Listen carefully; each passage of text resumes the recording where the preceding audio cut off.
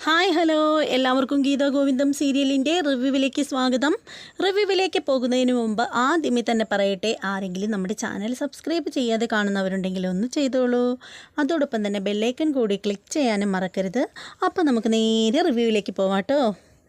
അങ്ങനെ നമ്മുടെ എന്താ പറയുന്നത്, ഗോവിന്ദ് ഹോസ്പിറ്റലാണ് കാണിക്കുന്നത്. നമ്മുടെ രഞ്ജുവിൻ്റെ സാധനങ്ങളൊക്കെ ഡ്രസ്സൊക്കെ പറക്കി പാക്ക് ചെയ്യുകയാണ് നമ്മുടെ ഗോവിന്ദ്. അപ്പോൾ നമ്മുടെ രഞ്ജു ചോദിക്കുകയാണ്, ഏട്ടാ ഇപ്പം തന്നെ പോകാൻ പറ്റില്ലേ, ഇനിയും ഒരുപാട് സമയം നമ്മളിങ്ങനെ നിൽക്കേണ്ടി വരുമോ എന്നിങ്ങനെ ചോദിക്കുകയാണ്. അപ്പോൾ ഗോവിന്ദ് പറയണേ, ഇല്ല മോളെ, ഡിസ്ചാർജ് സമ്മറി കിട്ടിയില്ല, അത് കിട്ടിക്കഴിയുമ്പോഴത്തേക്ക് അപ്പം തന്നെ പോവാം എന്നിങ്ങനെ പറയുകയാണ്.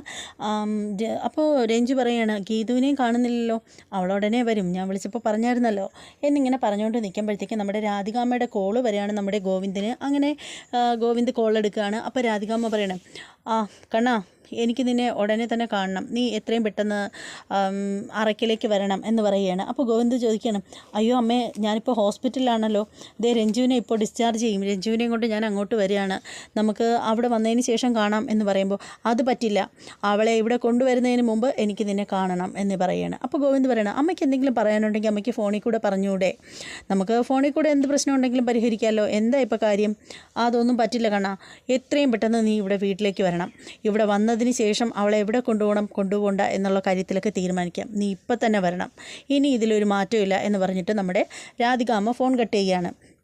അപ്പോൾ ഗോവിന്ദ് ഇങ്ങനെ മനസ്സിൽ വിചാരിക്കാൻ, ഇനി എപ്പോൾ എങ്ങനെ അറയ്ക്കിലേക്ക് പോകുന്നത്, ഇപ്പോൾ രഞ്ജുവിന് ഡിസ്ചാർജ് സമ്മറി കൊണ്ടുവരുമല്ലോ, അത് വാങ്ങിച്ചിട്ട് രഞ്ജുവിനെ കൊണ്ടുപോയാൽ പോരെ, ഈ അമ്മ എന്താ ഇതിങ്ങനെ, ഇനിയിപ്പോൾ ഞാൻ എന്ത് പറയും, ഗീതു വരുമ്പോൾ എന്ത് പറയും, രഞ്ജുവിന് വിഷമമാവുമല്ലോ, ഇപ്പോൾ എന്താ ചെയ്യുക എന്നൊക്കെ പറഞ്ഞിട്ട് പുള്ളിക്കാരൻ ഇങ്ങനെ ആലോചിച്ചുകൊണ്ട് നിൽക്കുകയാണ്. അപ്പോൾ ആ സമയത്തിന് നമ്മുടെ ഗീതു അങ്ങോട്ടേക്ക് വരികയാണ്. അപ്പോൾ ഗീതു വരുന്ന സമയത്തിന് തന്നെ ഗീതു ഇങ്ങനെ പമ്മി വരികയാണ്. ഗീതു ശരിക്കും പറയുകയാണെങ്കിൽ നമ്മുടെ രഞ്ജുവിൻ്റെ റൂമിന് അകത്ത് കയറുന്നതിന് മുമ്പായിട്ട് ഗീതു മനസ്സിൽ വിചാരിക്കണം, ഈശ്വര എന്തെങ്കിലും ഒരു സാധ്യത ഒപ്പിച്ച് തരണേ എൻ്റെ ഗുരുവായൂരപ്പ, എങ്ങനെയെങ്കിലും എനിക്ക് രഞ്ജുവിനെ അറയ്ക്കിൽ കൊണ്ടുപോവാതെ ഗോവിന്ദേട്ടനെ ഒരിച്ചിരി സമയം ഒന്ന് മാറ്റി തന്നിരുന്നെങ്കിൽ ഞാൻ ചെമ്പകശ്ശേരിയിലോട്ട് എത്തിച്ചാനേ എന്നൊക്കെ ഇങ്ങനെ ഭഗവാനോട് പ്രാർത്ഥിച്ചിട്ടാണ് നമ്മുടെ ഗീതു അകത്തേക്ക് ചെല്ലുന്നത്. അപ്പോൾ ഗീതു അങ്ങോട്ട് ചെല്ലുമ്പോൾ തന്നെ ഗീതുവിൻ്റെ അടുത്തേക്ക് ചെല്ലുകയാണ്. അപ്പോൾ രഞ്ജു പറയുകയാണ്, ഏട്ടാ ഞാനൊന്ന് വാഷ്റൂമിൽ പോയിട്ട് വരാമെന്ന് പറഞ്ഞിട്ട് നമ്മുടെ രഞ്ജു വാഷ്റൂമിലേക്ക് പോവുകയാണ്. അപ്പോൾ ആ സമയത്തിന് ഗീതു വരെയാണ്. ഗീതുവിനോട് ചോദിക്കുകയാണ്, നമ്മുടെ ഗോവിന്ദ് ചോദിക്കുകയാണ്, ഗീതു എനിക്കിപ്പോൾ അത്യാവശ്യമായിട്ട് ഓഫീസിൽ പോവേണ്ട ഒരു കാര്യമുണ്ട്, AGM നിന്ന് എനിക്കൊരു കോൾ വന്നിട്ടുണ്ടായിരുന്നു, അതുകൊണ്ട് എനിക്ക് എത്രയും പെട്ടെന്ന് പോകണം, നീ ഒരു കാര്യം ചെയ്യൂ, കുറച്ച് സമയം ഇവിടെ നിന്നിട്ട് ഡിസ്ചാർജ് സമ്മറി കൊണ്ടുവരുമ്പോഴത്തേക്ക് അതെല്ലാം സെറ്റിലാക്കിയിട്ടതിന് ശേഷം ഇവിടെ നിൽക്കണം എന്നിങ്ങനെ പറയുകയാണ്. അപ്പോൾ ഗീതു പറയണം, നിൽക്കാം, പക്ഷേ ഒരു കാര്യമുണ്ട്. എന്ത് കാര്യം? എനിക്ക് കണ്ണേട്ടന് ഒരു വരം തരണം എന്ന് പറയണം. വരോ? ഇപ്പോൾ ഈ സമയത്ത് നിൻ്റെ ഇവിടെ ചെളി അടിച്ചുകൊണ്ട് നിൽക്കാനുള്ള നേരമൊന്നുമില്ല എന്ന് ഗോവിന്ദ് പറയുമ്പോൾ, എന്നാൽ പറ്റില്ല, എനിക്ക് കണ്ണേട്ടനൊരു വരം തന്നേ പറ്റൂ. എന്താ നിനക്ക് വേണ്ടത്? അത് വരം എന്താണെന്ന് ചോദിച്ചാൽ ഇപ്പം പറയാൻ പറ്റില്ല, കാരണം പണ്ട് കാലത്തെ ഈ ദൈവങ്ങളെയൊക്കെ തൃപ്തിപ്പെടുത്തി അവർ ദൈവങ്ങൾ വന്ന് പ്രത്യക്ഷപ്പെട്ടിട്ട് വരം ചോദിക്കുന്ന സമയത്തിന് ഞാനിപ്പോൾ എനിക്ക് വരം വേണ്ട, ഞാൻ ആവശ്യം വരുമ്പോൾ ചോദിച്ചോളാം എന്ന് പറയുന്ന ഒരു ഇതുണ്ടല്ലോ, അതുപോലെയാണ് ഇപ്പോൾ എനിക്ക് കണ്ണേട്ടൻ വരമൊന്നും തരണ്ട, എനിക്ക് പിന്നീട് ഞാൻ ആവശ്യം അറിയിക്കുമ്പോൾ സമയത്ത് ശരിയാക്കി തന്നാൽ മതി. അപ്പോൾ ഗോവിന്ദ് ഗീതുവിൻ്റെ രണ്ട് ചെവിയിൽ ഇങ്ങനെ പിടിച്ച് പൊന്നാക്കിയിട്ട് പറയുകയാണ്, നിൻ്റെ ചെവിയുണ്ടല്ലോ ഞാൻ കിഴുക്കി ഇങ്ങെടുക്കും, ഇത്രയായിട്ടും പെണ്ണിൻ്റെ കുട്ടിത്തരം ഒന്നും മാറിയിട്ടില്ല അല്ലേ, വികൃതി കാണിക്കാൻ കണ്ട സമയം. അപ്പോൾ ഗീതു പറയണം, അല്ല കണ്ണേട്ടാ, എനിക്കിപ്പോൾ എന്തായാലും എനിക്ക് ചോദിക്കാനില്ല, ഞാൻ പിന്നെ ചോദിക്കാം, അപ്പോൾ എനിക്ക് ഞാൻ പറയാനുള്ളതെല്ലാം സാധിച്ചു തന്നാൽ മതി എന്ന് പറയാണ്. അപ്പോൾ ഗോവിന്ദ് പറയണം, നീ എന്തായാലും പിന്നത്തേക്ക് മാറ്റി വെച്ചെങ്കിൽ എന്തോ വലിയ സംഗതി തന്നെയാണ്, ഇനിയിപ്പോൾ എന്തായിരിക്കും എന്നിങ്ങനെ പുള്ളിക്കാരൻ ചിന്തിച്ചിട്ട് പറയണം, എന്തായാലും ഞാൻ പോയിട്ട് വരട്ടെ എന്ന് പറഞ്ഞിട്ട് ഗോവിന്ദ് പോവുകയാണ്. ഗോവിന്ദ് പോയി കഴിയുമ്പോൾ ഗീതുവിന് ഭയങ്കര സന്തോഷമാവുകയാണ്. ഗീതു മനസ്സിൽ വിചാരിക്കണേ, ഈശ്വര ഞാൻ എങ്ങനെ ഇവളെയും കൊണ്ട് ചെമ്പകശ്ശേരിയിലേക്ക് പോകുമെന്ന് ആലോചിച്ചിട്ടിരിക്കുകയായിരുന്നു, ഇപ്പോൾ എന്തായാലും അതിന് ഈശ്വരനായിട്ട് ഒരു വഴി തുറന്നു കാണിച്ചതിന് ഈശ്വര നന്ദി എന്നൊക്കെ പറഞ്ഞിട്ട് ഗീതു ഇങ്ങനെ നിൽക്കുകയാണ്. അതേ സമയത്തുണ്ടല്ലോ നമ്മുടെ ഗോവിന്ദാണെങ്കിൽ ഇങ്ങനെ കാറിൽ പോവുകയാണ്. ഷിബു ആണ് നമ്മുടെ ഗോവിന്ദിനെയും കൊണ്ട് കാറിലേക്ക് പോകുന്നത്. ഇങ്ങനെ കാറിൽ പോകുന്ന സമയത്തിന് തന്നെ നമ്മുടെ ഗോവിന്ദ് ഇങ്ങനെ ഓരോരോ കാര്യങ്ങൾ ചിന്തിച്ചുകൊണ്ടിരിക്കുകയാണ്. നമ്മുടെ ഗീതുവും അതുപോലെ ഗോവിന്ദും കൂടി തമ്മിൽ നമ്മുടെ രഞ്ജുവിൻ്റെ ആ ഒരു ഹോസ്പിറ്റലിനുള്ളിൽ ആ റൂമിൽ വെച്ചുണ്ടായ സംസാരമൊക്കെയാണ് ഗോവിന്ദ് ഓർമ്മിക്കുന്നത്. വരം തരണമെന്ന് ഗീതു പറയുന്നത്, ഗോവിന്ദ് ചെവിയിൽ പിടിച്ച് കിഴക്കുന്നത്, ആ ഒരു സംഭവമൊക്കെ ആലോചിക്കുകയാണ്. എന്നിട്ട് ഗോവിന്ദ് മനസ്സിൽ വിചാരിക്കുകയാണ്, അവൾ എന്നോട് വരം തരണമെന്ന് പറഞ്ഞ്. എന്തായിരിക്കും ഇനിയിപ്പോൾ ഇവൾ പറയുന്ന വരം? ഇനി ഒരുപക്ഷെ പണ്ട് ഞാനെടുത്ത പ്രതിജ്ഞയുണ്ടല്ലോ, അതായത് അമ്മയ്ക്ക് കൊടുത്തൊരു വാക്കുണ്ടല്ലോ, ഗീതുവിനെ ഒരിക്കലും തെരുവിൽ കിടക്കുന്ന ഒരു സ്ത്രീയെ ഭാര്യയാക്കേണ്ടി വന്നാലും ഗീതുവിനെ അങ്ങനെ ചെയ്യില്ല എന്ന് പുള്ളിക്കാരൻ രാധികാമ്മയ്ക്ക് കൊടുത്തൊരു വാക്കുണ്ടല്ലോ, ആ പ്രതിജ്ഞ ഇനി പിൻവലിക്കണമെന്ന് പറയാനായിരിക്കും അവൾ. അങ്ങനെ പറഞ്ഞാലും കുഴപ്പമൊന്നുമില്ല എന്നിങ്ങനെ ഗോവിന്ദ് ഇങ്ങനെ മനസ്സിൽ വിചാരിച്ച് സന്തോഷമായിട്ടിരിക്കുകയാണ്. അപ്പോൾ ഷിബു ആണ് കാറിൽ കൊണ്ടുപോകണം. ഷിബു ഇടയ്ക്കിടയ്ക്ക് ഗോവിന്ദിനെ തിരിഞ്ഞ് നോക്കുകയൊക്കെ ചെയ്യുന്നുണ്ട്. അങ്ങനെ ഇതൊക്കെ ആലോചിച്ചിട്ട് ഗോവിന്ദ് ഇങ്ങനെ ചെറിയൊരു കുഞ്ഞു ചിരിയൊക്കെ ഗോവിന്ദിൻ്റെ മുഖത്തേക്ക് വരികയാണ്. അപ്പോൾ ഇങ്ങനെ പൊയ്ക്കൊണ്ടിരിക്കുന്നു. അതേസമയം നമ്മുടെ ഗീതുവും നമ്മുടെ അജാസും കൂടിയാണ് നമ്മുടെ രഞ്ജുവിനെയും കൊണ്ട് മറ്റൊരു കാറിൽ ചെമ്പകശ്ശേരിയിലോട്ട് പൊയ്ക്കൊണ്ടിരിക്കുന്നതാണ് കാണിക്കുന്നത്. ഗീതു ഇങ്ങനെ ഓരോന്ന് ഓർക്കുകയാണ്. ഈ പറഞ്ഞതുപോലെ ഗോവിന്ദ് ഓർത്ത കാര്യങ്ങൾ തന്നെയാണ് ഗീതുവും ഓർക്കുന്നത്. ചെവി പിടിച്ച് കിഴുക്കുന്നതും ഞാൻ പിന്നീട് നിനക്ക് കുട്ടിത്തരം മാറിയില്ലേ എന്നൊക്കെ ചോദിക്കുന്ന ആ കാര്യങ്ങളൊക്കെ ഗീതുവും ആലോചിച്ചുകൊണ്ടിരിക്കുകയാണ്. എന്നാൽ രഞ്ജു ആണെങ്കിൽ വണ്ടിയിലിരുന്ന് ഇങ്ങനെ ഉറങ്ങുകയാണ്. അങ്ങനെ കുറേ ദൂരം വണ്ടി ഇങ്ങനെ മുന്നോട്ട് പൊയ്ക്കൊണ്ടേയിരിക്കുകയാണ്. അങ്ങനെ ആലോചിച്ചുകൊണ്ടിരിക്കുകയാണ്. അപ്പോൾ ഇങ്ങനെ വണ്ടി ഇങ്ങനെ പൊയ്ക്കൊണ്ടിരിക്കുന്നു. പിന്നീട് അത് കണക്ക് ഗോവിന്ദിൻ്റെ വണ്ടി പോകുന്നു, ഗീതുവിൻ്റെ വണ്ടി പോകുന്നു, അതങ്ങനെ കാണിക്കുകയാണ്.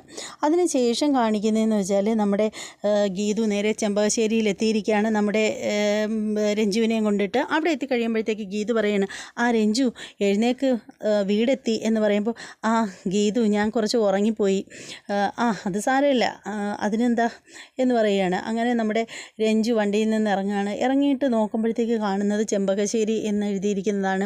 അത് കാണുമ്പോൾ തന്നെ രഞ്ജുവിൻ്റെ കിളി പാറുകയാണ്. രഞ്ജു പറയണം, ഗീതു ഞാൻ നിന്നെക്കുറിച്ച് ഇങ്ങനെയല്ല കരുതിയത്, നീ എന്തിനാ എന്നെ ഇവിടെ കൊണ്ടുവന്നത്? അപ്പോൾ നീ ഈ സ്ത്രീയോട് നിനക്കിപ്പോൾ ഒരു ബന്ധമില്ലെന്നൊക്കെ പറഞ്ഞത് വെറും ഡ്രാമ ആയിരുന്നു അല്ലേ? നീ എന്നെ ശരിക്കും ചീറ്റ് ചെയ്യായിരുന്നു ഗീതു, ഇതെനിക്ക് ക്ഷമിക്കാൻ പറ്റില്ല എന്ന് പറഞ്ഞിട്ട് നമ്മുടെ രഞ്ജു ചാടി പറിച്ച് വണ്ടിയിൽ കയറി പോകാനായിട്ട് തുടങ്ങുമ്പോഴത്തേക്ക് ഗീതു പിന്നാലെ ചെന്നിട്ട് കയ്യിൽ പിടിച്ചിട്ട് പറയണേ, രഞ്ജു പോവല്ലേ, ഞാൻ പറയാനുള്ള മുഴുവൻ കേക്ക്, എനിക്ക് ഒന്നും കേൾക്കണ്ട, എനിക്ക് ഈ വീട്ടിലോട്ടായിരുന്നു അല്ലേ നീ എന്നെ കൊണ്ടുവന്നിരുന്നത്, വേണ്ടിയിരുന്നില്ല, നിന്നെ ഞാൻ എൻ്റെ സ്വന്തം കൂടപ്പറപ്പിനെ പോലെയല്ലേ ഞാൻ കണ്ടത്, എന്നിട്ട് എന്നെയല്ലേ നീ കബളിപ്പിച്ചത് എന്നിങ്ങനെ രഞ്ജു ചോദിക്കുകയാണ്. രഞ്ജുവിൻ്റെ തൊണ്ടയൊക്കെ ഇടറുന്നുണ്ട്. അപ്പോൾ ആ സമയത്ത് ഗീത് പറയണേ, ഇല്ല രഞ്ജു, ഇത് നിൻ്റെ തെറ്റിദ്ധാരണയാണ്, നീ എന്നെ എങ്ങനെയാണോ കണ്ടത് അതുപോലെ തന്നെയാണ് ഞാൻ നിന്നെയും കണ്ടത്, നീ ഒന്ന് സമാധാനമായിട്ടിരിക്കുക, നീ അകത്തേക്കൊന്ന് കയറി വാ, അപ്പോൾ അവിടെ ഒരാൾ നിന്നെ കാത്തിരിപ്പുണ്ട്, ഇയാളെ കണ്ടതിന് ശേഷം നിനക്ക് വേണമെങ്കിൽ പോവാം എന്നിങ്ങനെ പറയുകയാണ്. അപ്പോൾ രഞ്ജു അതൊന്നും കേൾക്കാൻ കൂട്ടാക്കുന്നില്ല. അജാസ് ഒന്നും മിണ്ടാൻ പറ്റാതെ ഇങ്ങനെ അതും കണ്ടുകൊണ്ട് ഇങ്ങനെ നിൽക്കുകയാണ്. അപ്പോൾ ആ സമയത്തിന് നമ്മുടെ രഞ്ജു കാറിലോട്ട് കയറാനായിട്ട് തുടങ്ങുമ്പോഴത്തേക്ക് രഞ്ജു എന്നൊരു വിളി കേൾക്കുകയാണ്. അങ്ങനെ രഞ്ജു പെട്ടെന്ന് തിരിഞ്ഞ് നോക്കുമ്പോൾ കാണുന്നത് നമ്മുടെ ധ്യാനെയാണ്. ധ്യാനെ കാണുമ്പോൾ ശരിക്കും പറഞ്ഞാൽ നമ്മുടെ രഞ്ജുവിൻ്റെ കിളി പാറുകയാണ്. എന്ത് ചെയ്യണമെന്നറിയാത്ത ആ ഒരു വെപ്രാളത്തിലാണ് പുള്ളിക്കാരത്തി. അങ്ങനെ ഇങ്ങനെ ധ്യാനെ തന്നെ ഇങ്ങനെ നോക്കി നിൽക്കുകയാണ്. അപ്പോൾ രണ്ട് കൈ നീട്ടി ഇങ്ങനെ രണ്ട് കൈയും ഇങ്ങനെ രഞ്ജുവിന് നേരെ നീട്ടുകയാണ് നമ്മുടെ ധ്യാൻ. അപ്പോഴത്തേക്കിനും നമ്മുടെ രഞ്ജു ഒരു നിമിഷം ആലോചിച്ചിട്ട് ഓടി ഇങ്ങനെ ചെല്ലുകയാണ്. ഓടിച്ചെന്ന് നമ്മുടെ ധ്യാനിൻ്റെ നെഞ്ചിനകത്തേക്ക് പറ്റി ചേർന്ന് നിൽക്കുകയാണ്, ഹഗ് ചെയ്യുകയാണ് നമ്മുടെ ധ്യാനിനെ. അങ്ങനെ ധ്യാൻ നമ്മുടെ രഞ്ജുവിനെ ഇങ്ങനെ ചേർത്ത് പിടിക്കുകയാണ്. രണ്ടുപേരും പരസ്പരം കെട്ടിപ്പുണർന്ന് കരയുകയാണ്, രണ്ടുപേരും പൊട്ടിക്കരയുകയാണ്. അങ്ങനെ കരഞ്ഞു. അതേസമയം ഇതും കണ്ടുകൊണ്ട് നമ്മുടെ വിജയലക്ഷ്മി ഇറങ്ങി വരികയാണ്. ഇവരുടെ ആ ഒരു രീതി കാണുമ്പോഴത്തേക്ക് സന്തോഷവും സങ്കടവും ഒക്കെ കൊണ്ട് ഗീതവും അജാസും അതുപോലെ തന്നെ നമ്മുടെ വിജയലക്ഷ്മി എല്ലാവർക്കും സങ്കടം വരികയാണ്. അങ്ങനെ കുറച്ച് നിമിഷങ്ങൾ അങ്ങനെ കുറച്ച് സമയം കഴിയുമ്പോഴത്തേക്ക് നമ്മുടെ ഗീതു രഞ്ജുവിനോട് പറയണേ, രഞ്ജു ഇന്നിപ്പോൾ ഈ ധ്യാൻ ഇവിടെ നിൽക്കുന്നുണ്ടെങ്കിൽ നിൻ്റെ അമ്മ കാരണമാണ് ഇവിടെ നിൽക്കുന്നത്. ശരിക്കും പറയുകയാണെങ്കിൽ നീ തെറ്റിദ്ധരിച്ച് വെച്ചിരുന്ന കണക്ക് ധ്യാനെയും നിന്നെയും തമ്മിൽ അകറ്റിയത് അമ്മയൊന്നുമല്ല, അതിൻ്റെ പിന്നിൽ ഒരുപാട് കാര്യകാരണങ്ങളുണ്ടായിരുന്നു.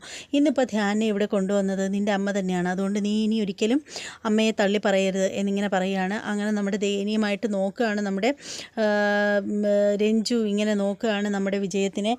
അതിനുശേഷം എന്താണെന്ന് വെച്ചാൽ നമ്മുടെ അമ്മയെ വന്നിട്ട് ഇങ്ങനെ ഹഗ് ചെയ്യുകയാണ്. അമ്മയും മോളും കെട്ടിപ്പിടിച്ച് കരയുകയാണ്.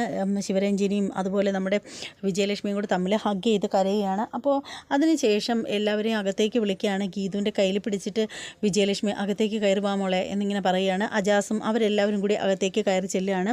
അകത്തേക്ക് കയറി ചെല്ലുന്ന സമയത്തിന് നേരെ പൂജാമുറിയിൽ പോവുകയാണ്. ഈശ്വരനോട് എല്ലാവരും തത്തിക്ക് ഭഗവാനോട് പ്രാർത്ഥിക്കുകയാണ്. വിജയലക്ഷ്മി പറയുകയാണ്, എൻ്റെ ദേവി എന്തായാലും എൻ്റെ മക്കളെ എനിക്ക് തിരികെ തന്നല്ലോ നീ, എനിക്കിതീപരം എന്ത് വേണം എന്നൊക്കെ പറഞ്ഞിട്ട് ഇങ്ങനെ പ്രാർത്ഥിക്കുകയാണ്. അല്ലാതെ സെൻറ്റി അടിക്കുകയാണ് എല്ലാവരും കൂടി ചേർന്നിട്ട്. അപ്പോൾ ആ സമയത്തിന് ഗീതു നമ്മുടെ എന്താ പറയുന്നത് രഞ്ജുവിനോട് പറയുകയാണ്, രഞ്ജു നീ തെറ്റിദ്ധരിക്കുന്നത് പോലെ നിന്നെയും ധ്യാനെയും തമ്മിൽ അകറ്റിയത് അമ്മയല്ല. ശരിക്കും പറയുകയാണെങ്കിൽ അതിന് പിന്നിൽ പല കാരണങ്ങളും ഉണ്ട്, അത് ധ്യാൻ തന്നെ നിന്നോട് പറയും എന്ന് പറയുകയാണ്. അപ്പോൾ ധ്യാൻ പറയുകയാണ്, അതെ രഞ്ജു, ആൻറ്റി എനിക്ക് ദോഷമായിട്ട് ഒന്നും ചെയ്തില്ല. ശരിക്കും പറയുകയാണെങ്കിൽ ഞാൻ നിന്നെ ഇട്ടിട്ട് കാനഡയ്ക്ക് പോകാനുള്ള കാരണം മറ്റൊന്നുമല്ല. എൻ്റെ ബിസിനസ് പെട്ടെന്ന് തന്നെ പൊട്ടി തകർന്ന് പാളീസായപ്പോൾ എനിക്കിവിടെ പിടിച്ച് നിൽക്കാനുള്ള സാഹചര്യം ഉണ്ടായിരുന്നില്ല. അപ്പോൾ ആ ഒരു സാഹചര്യത്തിൽ എന്നെ കാനഡയ്ക്ക് വിട്ടതും അവിടെ ബിസിനസ് തുടങ്ങാനുള്ള കാശ് തന്ന് സഹായിച്ച് എന്നെ സാമ്പത്തിക പ്രതിസന്ധിയിൽ നിന്നൊക്കെ രക്ഷിച്ചത് ആൻറ്റി തന്നെയാണ് എന്ന് പറയുകയാണ്. പിന്നെ ആൻറ്റി ഈ കാര്യം നിന്നോട് പറയാത്തത് എന്താണെന്ന് അപ്പോൾ തന്നെ രഞ്ജി ചോദിക്കുകയാണ്, എല്ലാം ഷെയർ ചെയ്യുന്ന നിനക്ക് കുഞ്ഞു കുഞ്ഞു കാര്യങ്ങൾ വരെ എന്നോട് പറയാറുണ്ടായിരുന്നല്ലോ, എന്തുകൊണ്ട് നിനക്ക് സാമ്പത്തിക പ്രതിസന്ധിയുടെ കാര്യം മാത്രം പറഞ്ഞില്ല എന്ന് ചോദിക്കുകയാണ്. അപ്പോൾ ധ്യാൻ പറയുകയാണ്, അത് പറയാത്തതിന് പിന്നിൽ നിന്നെ വേദനിപ്പിക്കേണ്ടെന്ന് കരുതി എന്നിങ്ങനെ പറയുവാണ്. അപ്പോൾ ഗീതു ചോദിക്കുകയാണ്, എന്തിന് രഞ്ജു ആവശ്യമില്ലാത്ത കാര്യങ്ങളൊക്കെ എടുത്തിടുന്നത്? ഇതൊക്കെ കഴിഞ്ഞ കാര്യങ്ങളല്ലേ, ഇതേക്കുറിച്ചൊന്നും ഇനി സംസാരിക്കേണ്ട, ഇനിയിപ്പോൾ നിലവിലുള്ള കാര്യങ്ങൾ മാത്രം സംസാരിച്ചാൽ മതി എന്നിങ്ങനെ പറയുകയാണ്. അപ്പോഴത്തേക്ക് രഞ്ജു പറയണം, അതല്ല, എനിക്കറിയണം നല്ല രീതിയിൽ നടന്നുകൊണ്ടിരുന്ന ഇവൻ്റെ ബിസിനസ് എങ്ങനെയാണ് പെട്ടെന്ന് പൊട്ടിപ്പോയതെന്ന് എനിക്കറിയണം എന്ന് പറയുകയാണ്. അങ്ങനെ പെട്ടെന്ന് ധ്യാൻ പറയുകയാണ്, അത് മറ്റൊന്നും കൊണ്ടുമല്ല, ശരിക്കും പറയുകയാണെങ്കിൽ ഞാൻ എൻ്റെ ബിസിനസ്സുകളൊക്കെ നല്ല രീതിയിൽ വന്നത് നീ കുറച്ച് നിൻ്റെ സ്വർണ്ണങ്ങൾ, അതായത് ആ ആമാടപ്പെട്ടിയിലിരുന്ന സ്വർണ്ണമാണ് കേട്ടോ, അതെനിക്ക് തന്ന് സഹായിച്ചത് കൊണ്ടല്ലേ. പിന്നീട് പെട്ടെന്ന് ഒരു ദിവസം നീ വന്നിട്ട് അത് തിരികെ വേണമെന്ന് എന്നോട് ആവശ്യപ്പെട്ട സമയത്തിന് എനിക്കത് തരാൻ വേണ്ടിയിട്ട് എൻ്റെ ബിസിനസ് എനിക്ക് മറിച്ച് മറ്റൊരാൾക്ക് കൈമാറേണ്ടി വന്നു. അതുകൊണ്ടാണ് എൻ്റെ ബിസിനസ് പൊട്ടിപ്പോയത്. പക്ഷേ എനിക്ക് ആ കാര്യം നിന്നോട് വന്ന് പറയാനുള്ള ധൈര്യം ഉണ്ടായിരുന്നില്ല.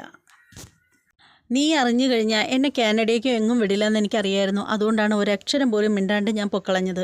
ഞാൻ പറഞ്ഞതനുസരിച്ചാണ് ഇത്രയും കാര്യങ്ങൾ ഇവിടെ നടന്നിട്ടും ആൻറ്റി ഒരക്ഷരം നിന്നോട് അതേക്കുറിച്ച് പറയാതിരുന്നതും എല്ലാ പഴിയും സ്വയം ഏറ്റുവാങ്ങിയതും എൻ്റെ നിർബന്ധപ്രകാരമായിരുന്നു എന്ന് പറയുന്നത്. ഇത് കേൾക്കുമ്പോൾ ഭയങ്കരമായിട്ട് സങ്കടം വരികയാണ്. വീണ്ടും നമ്മുടെ രഞ്ജു അമ്മയുടെ അടുത്ത് ചെല്ലുകയാണ്. എന്നിട്ട് അമ്മയുടെ കവിളിൽ ഇങ്ങനെ പിടിക്കുകയാണ്. എന്നിട്ട് അമ്മയെ ഹഗ് ചെയ്യുകയാണ്. എന്നിട്ട് കരയുകയാണ്. അങ്ങനെ അമ്മയും മോളും വീണ്ടും കെട്ടിപ്പിടിച്ച് ഭയങ്കര കരച്ചിലാവുകയാണ്. ഇത് കാണുമ്പോൾ അജാസ് ഗീതുവിനോട് പറയണേ, എൻ്റെ പെങ്ങളുണ്ടല്ലോ, ഞാൻ വിചാരിച്ചതിനേക്കാളും മിടുക്കിയാണ്, സത്യത്തിൽ ഈ ക്രെഡിറ്റ് പെങ്ങൾക്ക് അവകാശപ്പെട്ടതല്ലേ എന്നിങ്ങനെ ചോദിക്കുകയാണ്. പക്ഷേ അത് മറ്റാരും കേൾക്കുന്നില്ല, ഗീതുവും അജാസും മാത്രമേ അറിയുന്നുള്ളൂ. അപ്പോൾ ഗീതു പറയാണ്, അതാ ഇക്കായി ഇതുപോലുള്ള ചില സന്തോഷങ്ങളില്ലേ, മറ്റുള്ളവരുടെ ചില സന്തോഷങ്ങൾ കാണുമ്പോൾ നമുക്കറിയാതെ കണ്ണ് നിറയും, അത് തന്നെയാണ് നമ്മുടെ സന്തോഷം എന്നൊക്കെ പറഞ്ഞിട്ട് രണ്ടുപേരും വലിയ വലിയ കാര്യങ്ങളൊക്കെ സംഭവങ്ങളൊക്കെ പറയുകയാണ്.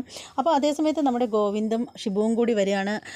അവർ വരുന്നതിന് തൊട്ട് മുമ്പായിട്ട് ബാൽക്കണിയുടെ മുകളിൽ നിന്ന് താഴേക്ക് നോക്കിക്കൊണ്ട് ഇങ്ങനെ നിൽക്കുകയാണ് പുള്ളിക്കാരത്തി നമ്മുടെ രാധികാമ്മ. നോക്കിക്കൊണ്ടിരിക്കുമ്പോഴത്തേക്ക് നമ്മുടെ രാധികാമ്മ പറയണേ, ഇത്രയും നേരമായിട്ട് പ്രിയ വന്നതുമില്ല, എന്തായാലും കണ്ണം വരുന്നതിന് മുമ്പായിട്ട് പ്രിയ വന്നില്ലെങ്കിൽ എല്ലാം ആകെ കുഴയും എന്നൊക്കെ പറഞ്ഞിട്ട് പുള്ളിക്കാരത്തി ഇങ്ങനെ ചിന്തിച്ചുകൊണ്ടിരിക്കുകയാണ്. നോക്കുമ്പോൾ കാറ് വരികയാണ്, ഗോവിന്ദൻ ഷിബു ഇറങ്ങി വരികയാണ്. അപ്പോൾ രാധികാമ്മ പറഞ്ഞു, ഈശ്വര ചതിച്ചോ, കണ്ണം വന്നു, ഇതുവരെയും പ്രിയ വന്നില്ല, ഈ പ്രിയ ഇത്ര അടുത്തായിട്ടും പ്രിയയല്ലേ ഞാൻ ആദ്യം വിളിച്ച് പറഞ്ഞത്, ഇത് ഇവൾ എന്തെടുത്തിട്ടിരിക്കുക എന്ന് പറഞ്ഞിട്ട് ഇങ്ങനെ രാധികാമ്മ നിൽക്കുകയാണ്. അപ്പോഴത്തേക്ക് ഗോവിന്ദ് നടന്നങ്ങ് അകത്തേക്ക് കയറാൻ നേരത്ത് ഷിബു പിന്നാലെ ചെന്നിട്ട് മൊബൈൽ ഫോൺ പുള്ളിക്കാരൻ കാറിൽ വെച്ച് മറന്നിട്ടുണ്ടായിരുന്നു, അതങ്ങ് കൊടുക്കുകയാണ്. അങ്ങനെ അത് വാങ്ങിച്ചിട്ട് മേലോട്ട് ചെല്ലാൻ നേരത്ത് നമ്മുടെ രേഖ അവിടെ നിൽക്കുകയാണ്. അപ്പോൾ രേഖയോട് ചോദിക്കുകയാണ്, എന്താ രേഖ അമ്മ ഇവിടെ പെട്ടെന്ന് വരാൻ പറഞ്ഞത്, ഇവിടെ എന്തെങ്കിലും പ്രശ്നമുണ്ടോ എന്ന് ചോദിക്കുകയാണ്. അപ്പോൾ രേഖ പറയണേ, ഇല്ല ഗോവിന്ദേട്ടാ, ഇവിടെ അങ്ങനെ പ്രത്യേകിച്ച് ഒരു പ്രശ്നം ഉണ്ടായില്ല, എന്താണ് കാര്യമെന്ന് എനിക്കറിയില്ല എന്ന് പറയുകയാണ്. അങ്ങനെ പെട്ടെന്ന് ഗോവിന്ദ് മേലോട്ട് ചെല്ലുകയാണ്. അങ്ങനെ രാധികാമ്മ ആകെ ടെൻഷനിലാണ്, കാരണം പ്രിയയെ കണ്ടില്ലല്ലോ. അങ്ങനെ നിൽക്കുമ്പോഴത്തേക്ക് നോക്കുമ്പോൾ അടുത്ത കാറ് വരികയാണ്. കാറിൽ നിന്ന് പ്രിയ ഇറങ്ങുകയാണ്, വിനോദുണ്ട് ഒപ്പം. അത് കാണുമ്പോൾ രാധികാമ്മയ്ക്ക് ഭയങ്കര സന്തോഷമാവുകയാണ്. അപ്പോൾ രാധികാമ്മ പറയാണ്, എന്തായാലും പ്രിയ എത്തിക്കഴിഞ്ഞു, ഇനിയിപ്പോൾ എല്ലാ കാര്യങ്ങളും ഞാൻ വിചാരിച്ചതുപോലെ തന്നെ നടക്കും, എന്തായാലും പ്രിയയ്ക്ക് മുന്നിൽ എന്തായാലും കണ്ണന് പിടിച്ച് നിൽക്കാനാവില്ല എന്നിങ്ങനെ പുള്ളിക്കാരത്തി ചിന്തിക്കുകയാണ്. അതേ സമയത്ത് രേഖയുടെ അടുത്ത് ചെന്നിട്ട് നമ്മുടെ പ്രിയമോള് കാര്യം തിരക്കുകയാണ്. അമ്മ എന്നോട് ഇങ്ങനെ പെട്ടെന്ന് വരാൻ പറഞ്ഞു, എന്താ രേഖേച്ചി കാര്യം എന്നിങ്ങനെ ചോദിക്കുമ്പോൾ, എനിക്കറിയില്ല പ്രിയമോളെ, ഇതേ തൊട്ട് മുമ്പിൽ ഗോവിന്ദേട്ടന് വന്നിട്ടുണ്ടായിരുന്നു, എനിക്കൊരു കാര്യം അറിയില്ല എന്ന് പറയുകയാണ്. അങ്ങനെ നമ്മുടെ പ്രിയമോൾ അകത്തേക്ക് ചെല്ലുകയാണ്. ആ സമയത്ത് ഗോവിന്ദ് നേരെ ബാൽക്കണിയിലേക്ക് ചെല്ലുകയാണ്. അവിടെ നമ്മുടെ രാധികാമ്മ നിൽപ്പുണ്ട്. അപ്പോൾ രാധികാമ്മ മനസ്സിൽ വിചാരിച്ച് വെച്ചിരിക്കുകയാണ്, എന്തായാലും കണ്ണനോട് പറഞ്ഞ് നല്ല രീതിയിൽ പിരികേറ്റി വെക്കണം, ബാക്കി കാര്യങ്ങളെല്ലാം പ്രിയ വരുമ്പോൾ അവൾക്ക് ഒരിത്തിരി എരിയും പുളിയും ചേർത്ത് കൊടുക്കുമ്പോൾ അവളങ്ങ് ഏറ്റുപിടിച്ചോളും എന്നൊക്കെ പറഞ്ഞിട്ട് പുള്ളിക്കാരത്തി ഇങ്ങനെ നിൽക്കുകയാണ്. അപ്പോഴത്തേക്കിനും ഗോവിന്ദ് അടുത്ത് ചെല്ലുകയാണ്. എന്നിട്ട് ചോദിക്കുകയാണ്, എന്താ അമ്മ വരാൻ പറഞ്ഞത് എന്നിങ്ങനെ ചോദിക്കുകയാണ്. അപ്പോൾ ഉടനെ രാധികാമ്മ പറയണം, കണ്ണാ, ഞാൻ വരാൻ പറഞ്ഞത് എന്താണെന്ന് വെച്ചാലേ, സത്യം പറഞ്ഞാലുണ്ടല്ലോ, കിഷോറും ഗീതുവും തമ്മിലുള്ള ആ ഒരു പേരുദോഷം ഇപ്പം അങ്ങോട്ട് മാറിയതേ ഉള്ളൂ, അതവർ കയ്യിൽ തെറ്റില്ലെന്നുള്ള കാര്യം അവർ തെളിയിച്ചു കഴിഞ്ഞു. പക്ഷേ അതിനിപ്പോൾ എന്താ അമ്മേ, അതൊക്കെ കഴിഞ്ഞ കാര്യമല്ലേ, ഇപ്പോൾ എന്തിനാണ് അതൊക്കെ സംസാരിക്കുന്നത് എന്നിങ്ങനെ ചോദിക്കുകയാണ്. അപ്പോൾ ഉടനെ രാധികാമ്മ ചോദിക്കണം, സംസാരിക്കേണ്ട കാര്യമുണ്ട്. ഇപ്പോൾ നിന്നെ അന്ന് കിഷോറിനെയും ഗീതുവിനെയും പറ്റിയാണ് പറയുന്നതെങ്കിൽ ഇപ്പോൾ നിന്നെയും രഞ്ജുവിനെയും പറ്റിയാണ് ഇപ്പോൾ പേരുദോഷം നടക്കുന്നത്. എല്ലാ ആളുകളിലും അതൊരു ചർച്ച തന്നെയാണ്. അത് നീ അറിയുന്നില്ലെന്നേ ഉള്ളൂ. ഇങ്ങനെ അവളെ ഈ വീട്ടിലോട്ട് കൊണ്ടുവന്ന് ഇനിയും താമസിപ്പിക്കുകയാണെങ്കിൽ ഇനിയും അതൊരു വിഷയം ആവുക തന്നെ ചെയ്യും. AGM എന്ന വലിയൊരു സാമ്രാജ്യത്തിൻ്റെ സാരഥിയായ നിനക്ക് എന്തിനാണ് ഈ പേരുദോഷം? സത്യത്തിൽ നീ ഇങ്ങനെ കൊണ്ടു നടന്ന് സംരക്ഷിക്കാൻ മാത്രം അവൾ നിൻ്റെ ആരാണ് കണ്ണ എന്നിങ്ങനെ ചോദിക്കുകയാണ്. ഗോവിന്ദ് ഇങ്ങനെ നടുങ്ങി നിൽക്കുകയാണ്. രാധികാമ്മ മനസ്സിൽ വിചാരിക്കണം, എടാ ഇന്ന് നിന്നെ കൊണ്ട് എല്ലാം ഞാൻ തന്നെ പറയിക്കും. എൻ്റെ പ്രിയയും ഞാനും കൂടി ചേർന്ന് ഇന്ന് എല്ലാം നിൻ്റെ മനസ്സിലുള്ള എല്ലാം ചിക്കി ചികഞ്ഞ് വെളിയിലിട്ട് നോക്കിക്കോ എന്ന് പറഞ്ഞിട്ട് ഇങ്ങനെ രാധികാമ്മ മനസ്സിലൊക്കെ വിചാരിച്ച് ഇങ്ങനെ നിൽക്കുകയാണ്. അപ്പോൾ അതോടുകൂടി എപ്പിസോഡ് തീരുകയാണ്. ഗോവിന്ദാണെങ്കിൽ കറണ്ട് അടിച്ച പോലെ ഇങ്ങനെ നിൽക്കുകയാണ്. അങ്ങനെ ഇന്നത്തെ എപ്പിസോഡ് നന്നായിരുന്നു, നല്ലൊരു എപ്പിസോഡായിരുന്നു. എല്ലാവർക്കും ഇഷ്ടമായി എന്ന് വിശ്വസിക്കുകയാണ്. ഇഷ്ടമായവർ തീർച്ചയായും ലൈക്ക് ചെയ്യണം. ആരും ലൈക്ക് ചെയ്യുന്നില്ല, ആർക്കും ഇഷ്ടമാവുന്നില്ലേടേ? എന്നാൽ നിങ്ങളതൊന്ന് കമൻറ്റ് ചെയ്തെങ്കിലും അറിയിക്കൂ. ഞങ്ങൾക്ക് ഇഷ്ടപ്പെടുന്നില്ല എന്ന് എങ്കിലും ഒന്ന് കമൻറ്റ് ചെയ്ത് അറിയിക്കൂ. അതും ഇല്ല. എന്തായാലും നിങ്ങൾ നമ്മുടെ ചാനലൊന്ന് സബ്സ്ക്രൈബ് ചെയ്തോളൂ. എന്നിട്ട് ബെല്ലൈക്കൺ കൂടി ക്ലിക്ക് ചെയ്തേക്കൂ. അപ്പോഴായിരിക്കും ഞാനിടുന്ന വീഡിയോകളുടെ നോട്ടിഫിക്കേഷൻ അപ്പോഴായിട്ട് നിങ്ങൾക്ക് കിട്ടുന്നത്. ഇനി മറ്റൊരു എപ്പിസോഡിൻ്റെ റിവ്യൂമായിട്ട് ഉടനെ കാണാം. അതുവരെ എല്ലാവർക്കും ബൈ.